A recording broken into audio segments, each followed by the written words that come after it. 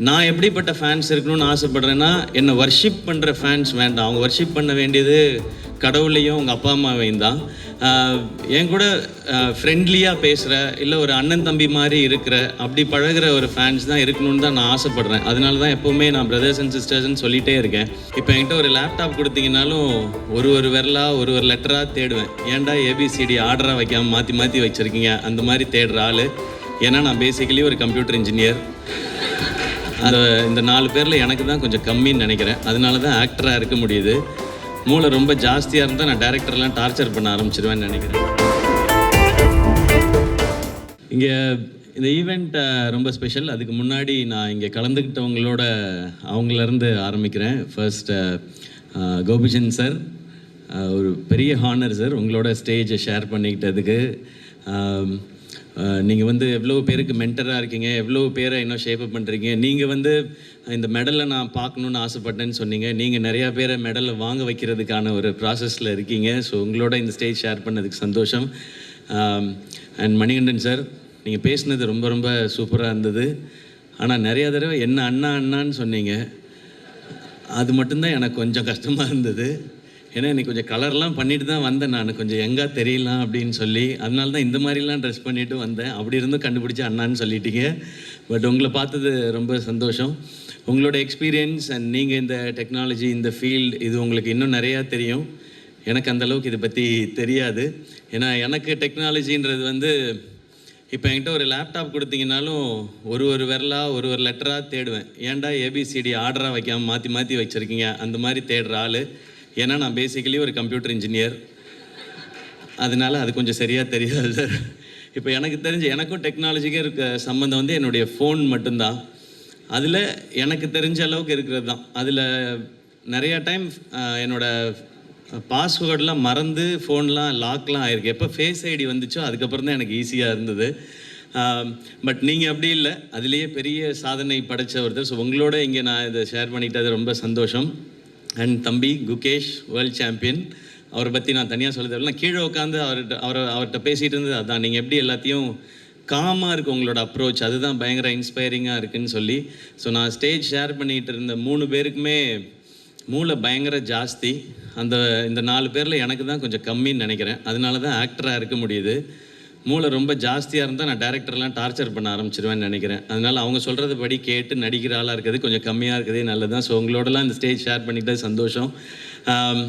ஃபேன்லி, நான் எப்போவுமே என்னுடைய ஃபேன்ஸான என் பிரதர்ஸ் அண்ட் சிஸ்டர்ஸ்ன்னு சொல்லுவேன். ஏன்னா அவங்கள ஒரு ஃபேமிலியாக பார்க்குறேன். எனக்கு இந்த ஃபேன்லின்னு கேட்கும்போது ஃபேமிலி அப்படின்றது தான் எனக்கு சவுண்ட் ஆகுது. ஸோ அப்படி ஒரு பேரை அழகாக சூஸ் பண்ணியிருக்கிறாங்க. ஏன்னா எனக்கு எப்போவுமே மைண்டில் இருக்கிறது ஃபேன்ஸ் டிஸ்ட்ராக்ட் ஆகிடக்கூடாது, இல்லை அவங்க இது வேறு எதுவும் அவங்க மைண்டுக்குள்ளே திணிச்சிடக்கூடாதுன்றதில் நான் ரொம்ப ரொம்ப யோசிச்சுட்டே இருப்பேன். ஏன்னா எனக்கு நான் எப்படிப்பட்ட ஃபேன்ஸ் இருக்கணும்னு ஆசைப்பட்றேன்னா, என்னை வர்ஷிப் பண்ணுற ஃபேன்ஸ் வேண்டாம். அவங்க வர்ஷிப் பண்ண வேண்டியது கடவுளையும், உங்கள் அப்பா அம்மாவையும் தான். என் கூட ஃப்ரெண்ட்லியாக பேசுகிற, இல்லை ஒரு அண்ணன் தம்பி மாதிரி இருக்கிற, அப்படி பழகிற ஒரு ஃபேன்ஸ் தான் இருக்கணும்னு தான் நான் ஆசைப்பட்றேன். அதனால தான் எப்போவுமே நான் பிரதர்ஸ் அண்ட் சிஸ்டர்ஸ்ன்னு சொல்லிகிட்டே இருக்கேன். அப்போ அதுக்கு ஏற்ற மாதிரி ஒரு பிளாட்ஃபார்ம் இருக்குன்றது ரொம்ப சந்தோஷம். ஏன்னா இப்போது எல்லோரும் சொல்கிற மாதிரி, இப்போது கோபி சார் சொன்ன மாதிரி, குகேஷ் சொன்ன மாதிரி, சோஷியல் மீடியாவை கண்டா எல்லாருக்கும் ஒரு பயம் வருது. இப்போது அதுக்குள்ளே போய் எதுக்கு நம்ம ஒரு தேவையில்லாத விஷயங்களை எடுத்துக்கிட்டு அப்படின்னு சொல்லி நான் நிறையா பார்க்குறதே இல்லை. அதெல்லாம் பேஜஸ்லாம் பேரெலாம் சொல்லலாமான்னு தெரியல. ஸ்டேஜில் என்னெல்லாம் அவைலபிளாக இருக்கோ அது எல்லாத்துலேயும் என்னுடைய அக்கௌண்ட் இருக்குது, ஐடி இருக்குது. ஆனால் வேறு ஒருத்தர் தான் மேனேஜ் பண்ணுறாங்க. இன்ஸ்டாகிராம் மட்டும் அப்பப்போ எப்பயாவது நான் மேனேஜ் பண்ணுவேன். அந்த டைம்லேயும் என் ஃப்ரெண்டு ஃபோன் பண்ணுவான், நவனீத் சொல்லுவான், சிவா இப்போ எதாவது ரீபோஸ்ட் பண்ணியா அப்படின்னா. நான் எங்கடா ரீபோஸ்ட் பண்ணேன் அப்படின்னு. நீ ரீபோஸ்ட் பண்ணியிருக்கேன். இல்லைடா, நான் ஸ்வைப் தான்டா பண்ணேன், அதில் ஏதோ ஒன்று ரீபோஸ்ட் ஆயிருக்கு. அந்த லெவலில் தான் நமக்கு யூஸ் பண்ண தெரியுது. இப்போ அதுக்கும் பயந்துக்கிட்டு நான் அதை யூஸ் பண்ணுறதே இல்லை. அண்ட் அதில் இருக்க இன்ஃபர்மேஷன் எவ்வளோ கரெக்டு தப்பு, இது ரொம்ப முக்கியமானதாக இருக்குது. ஏன்னா தப்பான இன்ஃபர்மேஷனை வச்சுக்கிட்டு நிறையா சண்டை போட்டுட்டு இதெல்லாம் நடந்துக்கிட்டு இருக்க காலகட்டத்தில் இது எதுவுமே இல்லாமல் ஒரு ஆப் கொண்டு வர முடியும், அதில் கம்யூனிகேஷன் கொண்டு வர முடியும் அப்படின்றது இந்த டீமோட ஐடியாவே ரொம்ப புதுசாக இருக்குது, நல்லா இருக்குது, பாசிட்டிவாக கொண்டு வர விஷயம். ஏன்னா இன்றைக்கி சோஷியல் மீடியாவில் நிறைய ஆப்ஸில் ட்ராக்ஷனுக்காக நெகட்டிவிட்டிஸை தான் அவங்களே நிறைய அதை வந்து ப்ரமோட் பண்ணுறாங்க. அப்போ தான் ட்ராக்ஷன் ஜாஸ்தி இருக்குன்னு. ட்ராக்ஷனுக்காகவே தான் இன்றைக்கி நிறையா ட்வீட்ஸ்லாம் வருது. என்னமோ ஒன்று பொய்யாவது ஏதோ ஒன்று சொல்லுவோம், அதுக்கு தான் நிறையா ட்ராக்ஷன் இருக்குன்னு சொல்லி. பட் எங்களுக்கு ட்ராக்ஷன் வேண்டாம், எங்களுக்கு இன்ஃபர்மேஷன் ஆத்தென்டிக்காக இருக்கணும், பாசிட்டிவான என்கேஜ்மெண்ட் இருக்கணும்னு நினைக்கிறதே ஒரு சூப்பரான தாட்.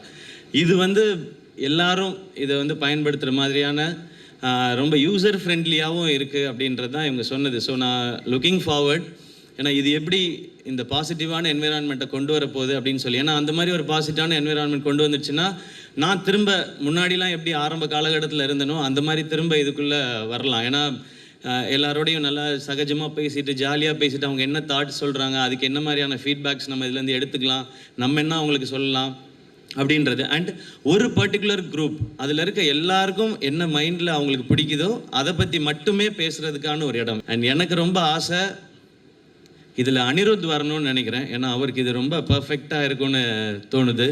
உலகம் ஃபுல்லாக நான் அவர்கிட்ட போய் சொல்லணுன்ட்டு இருக்கேன். நான் நீங்கள் பாருங்கள், இப்படி ஒரு ஆப் வந்திருக்கு, உங்களுக்கு உங்கள் ஃபேன்ஸுக்கு வந்து இது சூப்பராக இருக்குன்னு சொல்லி. எப்படியும் இந்த வீடியோ பார்த்துட்டு அவர் ஃப்ரீ டைம்லலாம் யூடியூப்பில் ஏதாவது வீடியோ பார்த்து அவர் சொல்லுவார். அவர் இதை கண்டிப்பாக பார்த்துருவார். அவருக்கு இது நல்லாயிருக்கும்னு நினைக்கிறேன். ஏன்னா ஒன்லி அனிருத்தோட மியூசிக் பிடிச்சவங்க மட்டும் இந்த உலகம் ஃபுல்லாக நிறைய பேர் இருக்காங்க. ஸோ அவங்களுக்கு மட்டும் ஒரு ஆப் இருந்து அவங்களுக்குன்னு தனியாக அவர் வந்து சில அவரோட பிஜிஎம்ஸ்லேருந்து சில போர்ஷன்ஸை மட்டும் அதில் கொடுத்து அவங்க அதை என்ஜாய் பண்ணும்பொழுது, ஸோ எக்ஸ்க்ளூசிவாக அனி ஃபேன்ஸ்க்குன்னு ஒரு தனியாக ஒரு இடம் இருக்குது அப்படின்னு கேட்கவே ரொம்ப நல்லா இருக்குது. ஸோ அந்த மாதிரி இனி ஒவ்வொரு நாட் ஒன்லி சினிமா ஸ்டார்ஸ் இல்லை மீடியாவில் இருக்கவங்க மட்டும் இல்லாமல் இந்த மாதிரி இன்ஸ்பைரிங்கான ஸ்போர்ட்ஸ் பர்சனாலிட்டிஸ் இவங்களுடைய லைஃப், இவங்களுடைய ஒர்க். நான் இப்போ குகேஷ்ட கேட்டிருந்தேன், தம்பி உங்களுடைய ஒரு நாள் ஸ்கெடியூல் இப்போ எப்படி இருக்குன்னு சொல்லி. ஸோ இது நிறைய பேருக்கு யூஸ்ஃபுல்லாக இருக்கலாம், அவர் எப்படி டைம் மேனேஜ் பண்ணுறாரு அப்படின்றது. ஸோ இன்னும் இது பர்சனலாக இருக்க போது ஹோப் இது ரொம்ப ரொம்ப பாசிட்டிவான ஒரு என்விரான்மெண்ட்டை க்ரியேட் பண்ணட்டும்.